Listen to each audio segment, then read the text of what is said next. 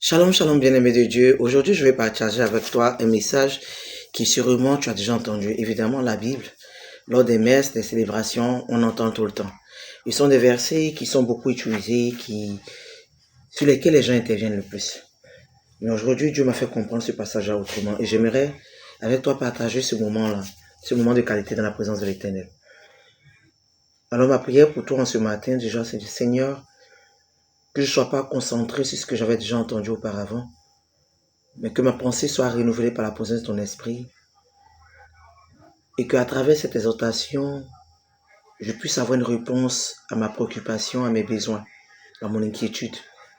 Je puisse savoir réellement ce pourquoi, Père, tu m'as appelé et à quoi tu m'as destiné. Tu es Dieu, tu es saint et rien ne t'est caché. Je crois en ta fidélité, en ton honneur et je sais que tu parles d'une manière ou d'une autre. Je sais que tu utilises toutes choses pour déclarer une réponse, pour donner une réponse à une préoccupation. Que le nom de l'Éternel soit béni et que toute âme célèbre la grandeur de Dieu. Alors la parole est tirée du livre de Matthieu 9, en son verset 20. La Bible déclare ceci: une femme qui souffrait de perte de sang depuis 12 ans s'approcha alors de Jésus par derrière et toucha le bord de son vêtement. Car elle se disait: si je peux seulement toucher son vêtement, je serai guérie. Jésus se retourna à la vie et déclara: courage, ma fille, ta foi t'a guérie. Et à ce moment-là, la même femme fut guérie. Bien-aimé, comme je disais en amont, ce verset-là, on le connaît tous. On est beaucoup plus focalisé sur le miracle que Dieu a opéré dans la vie d'une bien-aimée qui a vécu 12 ans avec des pertes de sang. La question que je me posais, c'est comment quelqu'un peut perdre du sang pendant 12 ans et continuer à vivre. Pendant 12 ans, il n'y avait-il pas des prophètes, des serviteurs de Dieu? Pendant 12 ans, il n'y avait pas des personnes qui étaient capables de guérir, d'apporter une guérison à cette personne? Pendant 12 ans, où était Dieu? Dieu n'existait-il pas? Frère, cette situation de cette dame, c'est ta vie, c'est ma vie. Souvent, on a l'impression qu'on a trop duré dans les épreuves, on a trop duré dans les difficultés, ça fait mal. Mais je me demandais, pendant 12 ans, qu'est-ce que la femme faisait? Passait-elle son temps à pleurer? Passait-elle son temps à blâmer Dieu? Et même si elle blâmait Dieu, Dieu était-il obligé de la guérir? Et pourtant, pendant 12 ans, elle est restée dedans. Et Dieu a opéré un miracle.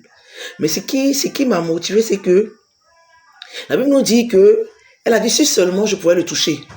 Ce qui veut dire que ta situation, tout comme ma situation à moi, c'est Seigneur, je vis des situations qui vraiment je ne comprends pas. J'ai essayé plusieurs fois de te poser des questions. J'ai essayé peut-être de toucher plusieurs serviteurs de Dieu, mais n'ont pas eu de réponse à ma préoccupation. Est-ce parce qu'ils ne sont pas serviteurs de Dieu ou parce qu'ils ne vaut rien? Vous voyez un peu, ce sont ces questions, souvent, on voit des personnes en espérant qu'ils puissent nous apporter une réponse, en espérant qu'on puisse avoir une solution à nos problèmes. Et tu te rends compte que tu n'as pas de réponse. Tu te rends compte que tu n'as pas de solution. Tu te rends compte que tu pries, tu jeûnes, tu fais tout ce qu'on te recommande de faire. Mais tu tapes poteau.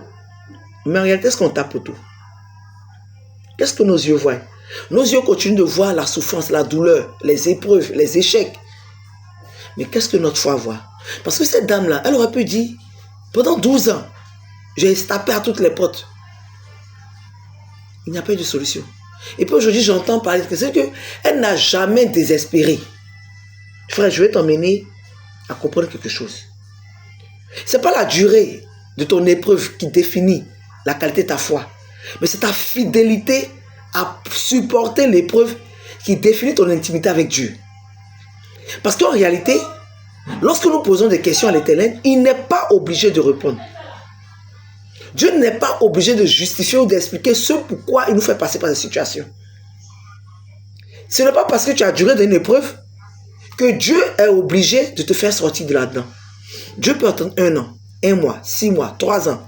Mais ce que tu dois retenir, puisque tu as mis ta confiance en l'Éternel, tu ne seras pas ébranlé. Tu seras mortifié dans ton âme. Tu seras épleuré. Tu seras découragé.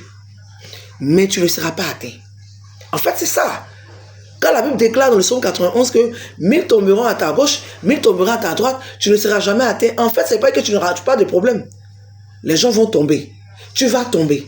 Mais tu auras la capacité de t'élever. Pourquoi?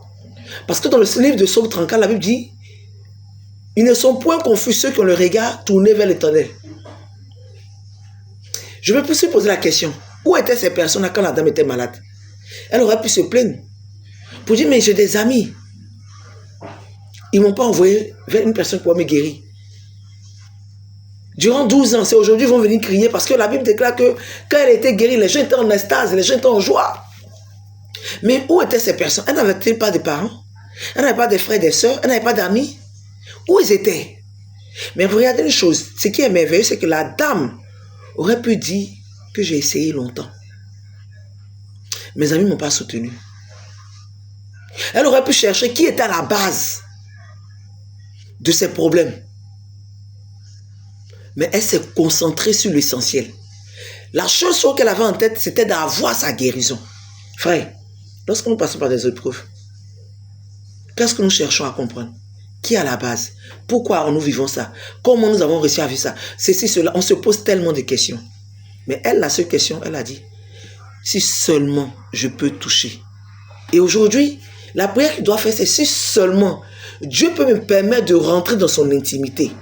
Si seulement Dieu peut me permettre de comprendre ses voies. Si seulement Dieu peut me permettre ou Dieu peut m'orienter sur comment je dois marcher pour pouvoir sortir de cela. Allons à l'essentiel. Ne cherchons pas à savoir pourquoi on m'a abandonné, pourquoi on m'a laissé, pourquoi on m'a fait ci, pourquoi cela. Qui est à la base, frère?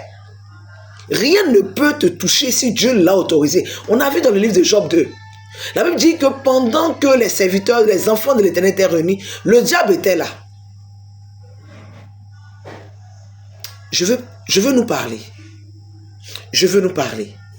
Pendant 12 ans, écoute, on regarde la guérison.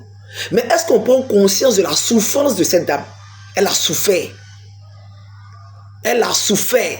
Sûrement qu'elle était moquée. Sûrement que les gens l'ont rejetée. Sûrement que les gens l'ont humiliée.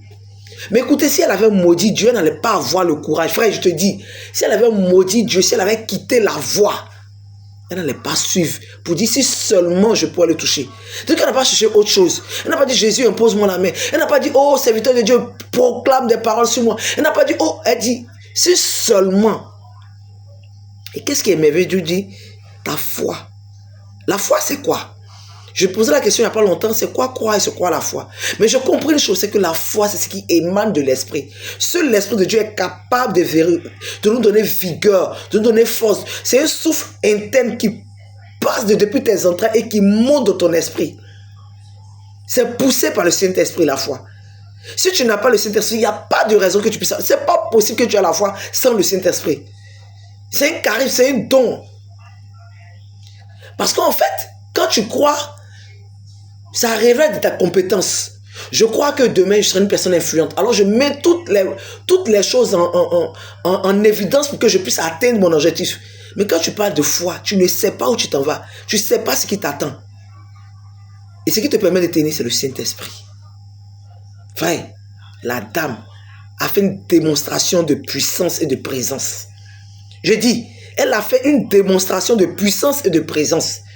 Elle n'a pas dit je veux, elle dit si seulement, elle s'est posé une seule condition, un seul objectif, si seulement je touche. C'est comme ça que toi et moi, lorsque nous sommes priés dans les épreuves, c'est si seulement Dieu arrive à me faire rentrer dans son intimité, si seulement Dieu arrive à m'ouvrir ses portes, si seulement Dieu arrive à communiquer avec moi, s'il accepte que j'arrive à communiquer avec lui. C'est de ça qu'il s'agit. Nous, on n'est pas à chercher qui est à la base. Qui t'a fait quoi? Pourquoi on t'a fait? Non. Bénis Dieu. Car cette épreuve-là, ça te rend intelligent. Ça me rend intelligent. Ça nous rend intelligent. Et ça nous rend sage. Là où tu étais excité, là où tu étais agité, la sagesse de Dieu t'a habité. Là où tu pensais qu'il fallait parler devant toutes circonstances, le silence de Dieu t'a habité. Ce que tu croyais ne jamais pouvoir faire, garder silence. Mais lorsque l'épreuve touche ton âme, aucune parole ne peut sortir si ce n'est que des larmes. Et les larmes sont aussi des prières. Ne pensez pas ainsi. Non, ce sont des prières. Bien-aimé, je vais te parler. Mon dernière 10 minutes. Je te dis que Dieu te bénisse. Et que Dieu te donne ce courage et cette âme. Que Dieu t'emmène à explorer son amour et sa présence illimitée. Père et joie. Prie pour les autres et sois facteur de paix pour les autres. Amen.